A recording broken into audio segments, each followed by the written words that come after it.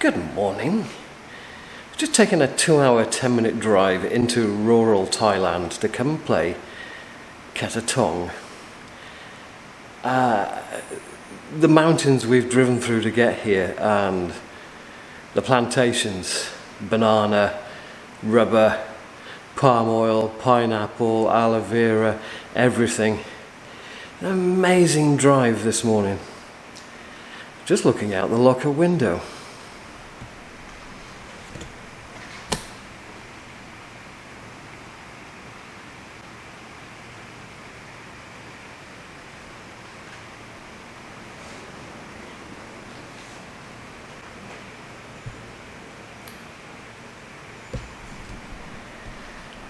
I think this might be rather special, don't you?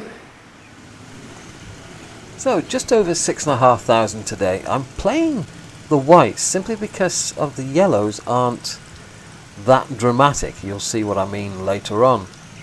This is a 90-degree dogleg right, which suits me. Yeah. I can play that. Okay. Then a simple 7-iron into a partially raised green. Now there's a bit of wind about today. This is downwind, so 7-iron was plenty. Just on. Then you get on the first green, and this is where you find out the first thing about your caddy. Does she give you a good line? I'll take that as a very much a yes. Okay. We start with a par. Now the greens today are a fraction slower than I'm used to, Good start. and we get some rain, so then I start coming up short. The second is a very tight par 5. That's why I put a little bit of extra effort into actually aiming.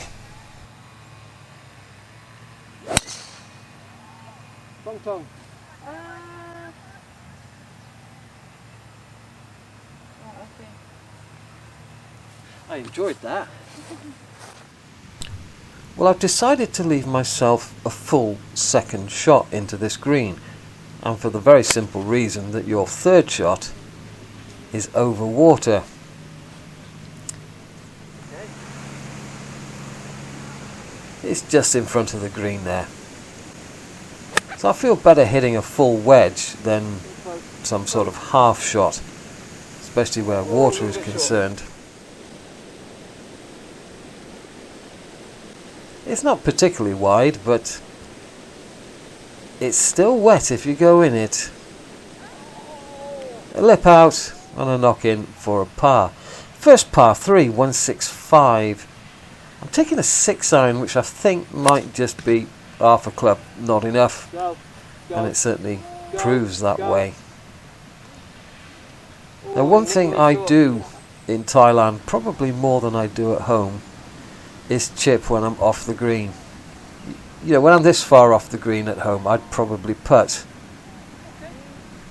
But that yard of grass that you don't know what it's going to do, I'm not good putting from the edge. it's probably best to take it out of the equation and chip over it. Every hole here has got the layout of the hole chiseled into a piece of rock and nicely painted. So we know this is a shortish par 5. Oh, not so good. Yeah, great swing, Simon, great. Now if I go for the obvious widest hole there, which I should do, it's going to leave me a long third, so I'm going for the narrow one. Well, that makes all the difference sometimes, is Okay. having the confidence to play that shot.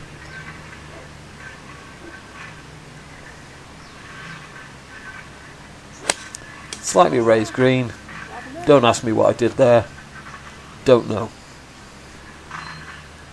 But it leaves me a chip and a putt.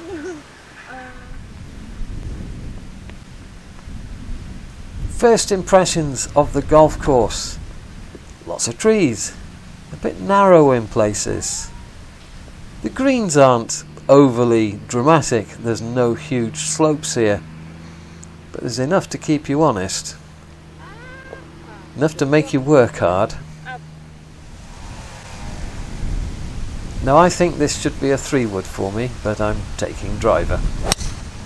Oh! Yeah, and I'm in the other hole. No sure. Caddy thought it may be wet, but I think we caught enough of the tree to stop it. And that just leaves a little 9-9 in. Now she's told me about the bunkers. I'm not interested in bunkers. We think of flag, not bunker. You buddy. This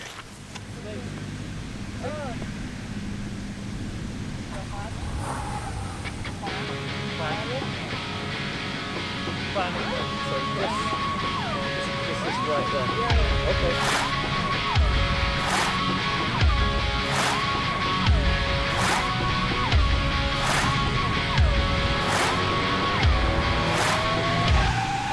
Let's go.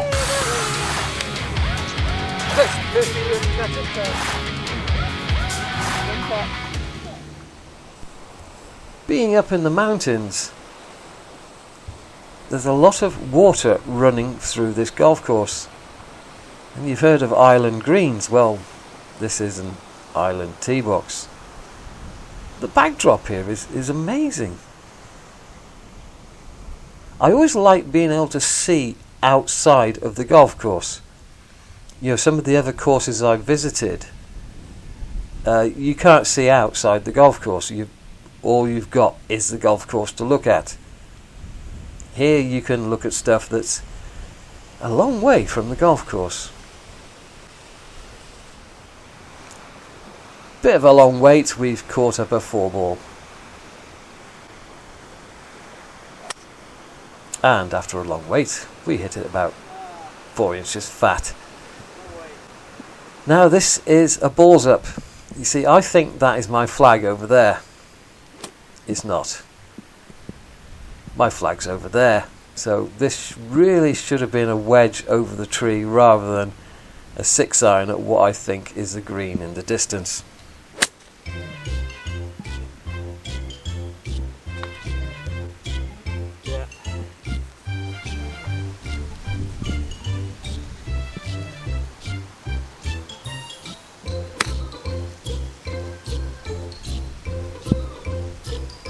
Best I can do.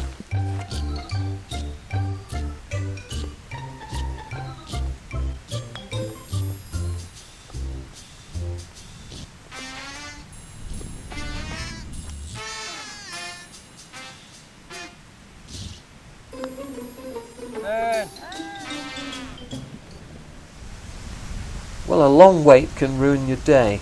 Dogleg left, I'm going at that rock in the distance and pull it, and I think, oh my word, what have I done?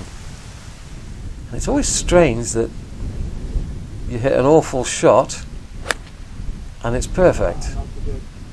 Sadly, the second shot is not perfect. Yeah, I think I'm still rattled from that double bogey.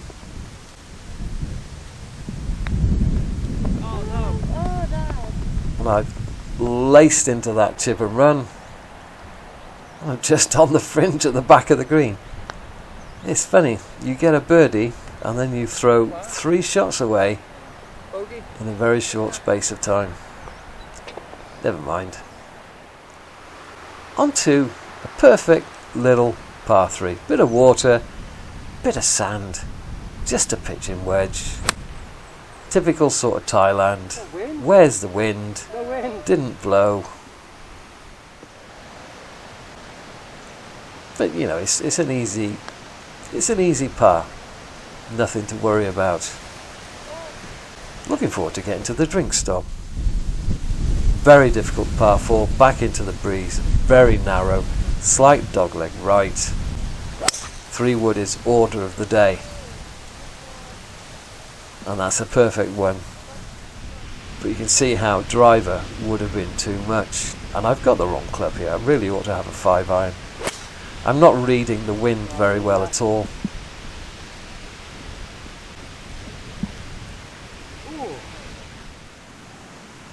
Fairly simple pitch.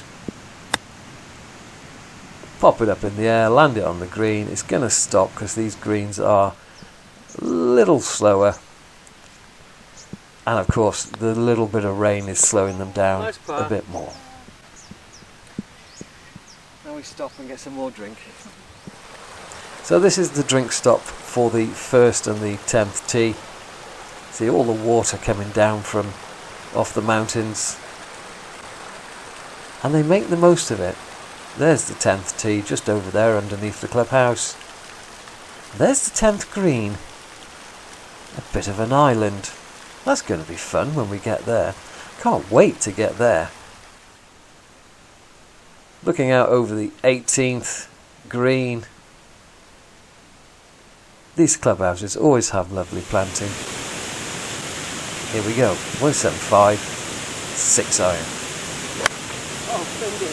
And a thin one. A finger. It's on the front. It's dry. One more.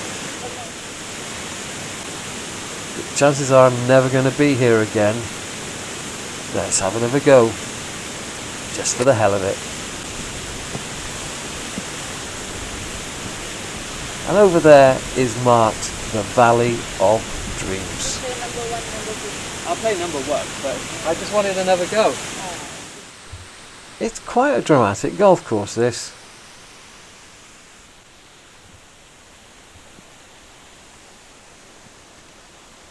One on the front, one pin high, 15 feet left. So here's my thin one. I mean, look at that backdrop. Big waterfall, fantastic clubhouse, great design, wonderful inside, great food, great pro shop. What on earth is an idiot like me doing on a wonderful golf course like this? That was a huge amount of fun. I had to have a second go at it. First one was a bit thin. There's a few weights on this golf course because the fairways are adjacent to one another, and I had a very long wait on that double bogey, unfortunately. And then on the second shot I was aiming at the wrong green. Such is life. Yeah, this golf course is fantastic. And as you've just seen, a lot of fun.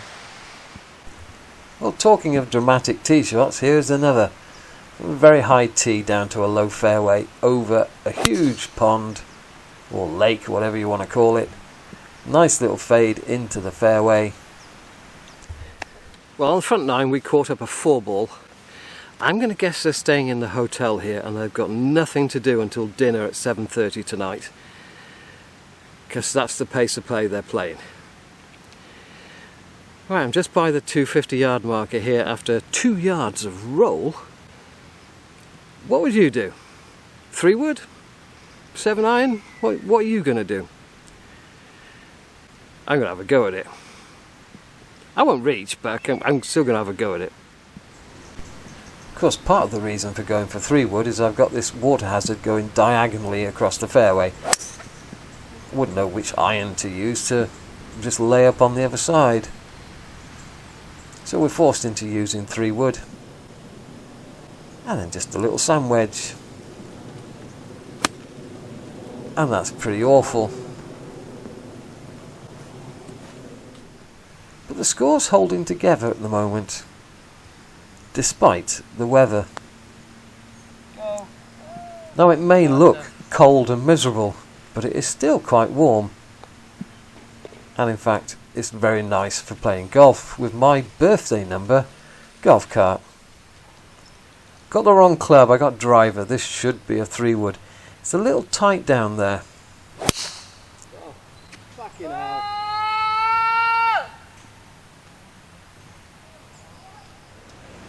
Thanks to a bounce off a tree, I'm still on the same hole. But it's surprising how one leaf can ruin your day.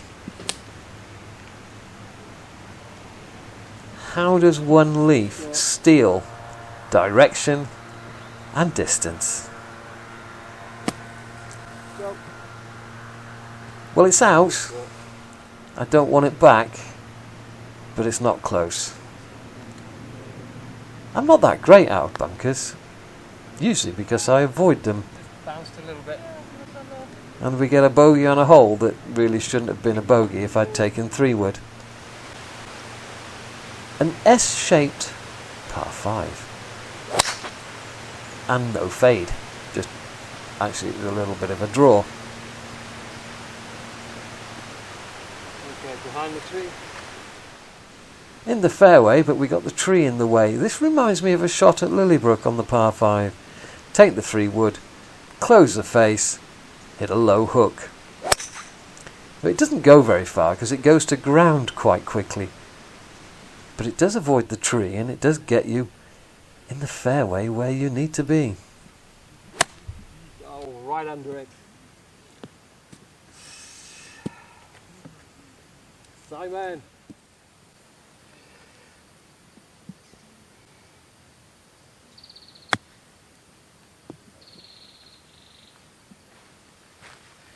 Right edge.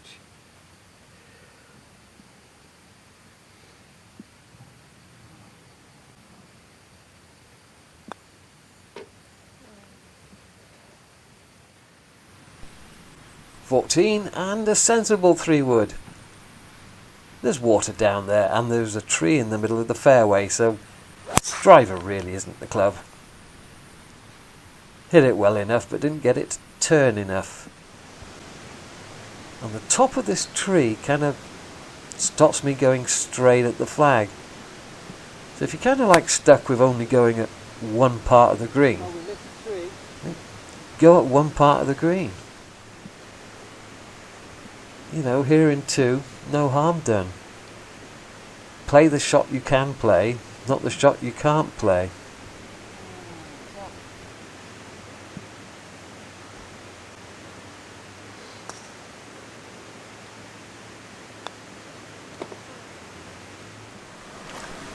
Well, the fish are used to being fed, and this is where I found out that you actually get the food from the drink stop by the 1st and 10th tee.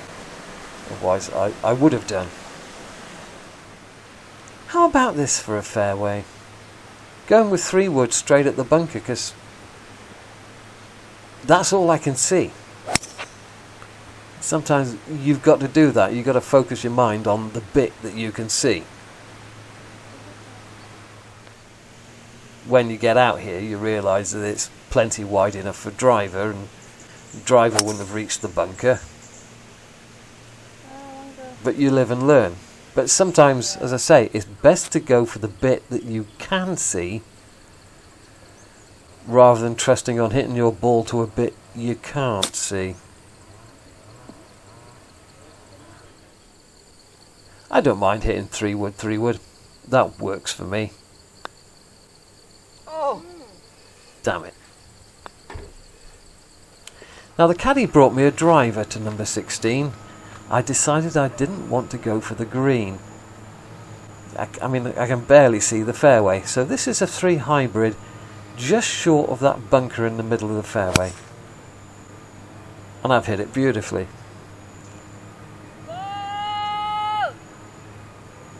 Now, it was okay, they were out of reach, there was no need to shout for, but that 3 hybrid would have reached that bunker if it had been a fraction straighter, so perhaps next time a 4 hybrid and then a fuller shot into the green, and then we would have probably got a bit closer. But the caddy is fantastic today, even if my memory of her name isn't. Virtually every single putt has been brilliant. I've got no complaints. 88 yards, pitching wedge. This reminds me of Painswick, one of those up and over short par 3s, although you can actually see the top of the flag here, even though I got nowhere near the flag. I think I chickened out from going down the bank to the left because I'd just seen the group in front playing or scrambling down the bank to get some balls. We're quite high up now. Yeah, that 4-ball in front was down the bank there searching for golf balls. Treacherous. And that's where we came from. Well, before we go down 18, which is yet another stunning looking golf hole, made some mistakes on the back 9 here. My brain just switched off because it just got so slow. There's a couple of holes there where I think I would have benefited from hitting a 3-wood. But if you're going to Phuket on a golf holiday, Forget the fact that this is 2 hours and 10 minutes away from your hotel if you're staying in Patong. You have to come here. You just have to come here and see the scenery, especially the scenery on the drive up here. This is amazing. I wonder if I should drop one of my rounds at Loch Palm and come back and have a second go. What do you think? The red and yellow tees on this 18th are over there. That's how far my full ball have got, about 60 yards off the tee. And that's the bit of the fairway I'm aiming at from my tee. That's what I've got to go over. Wish me luck. I think the chainsaw noise is appropriate.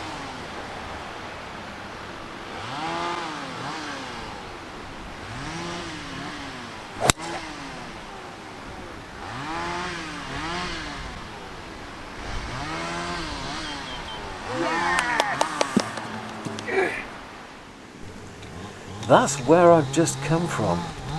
All the way up there. I've left myself 178. This is exceptionally narrow for hybrid. Into the breeze, it didn't quite get there. Being a hybrid instead of a 4-iron, it's coming high. And we got a fried egg. Cheerio.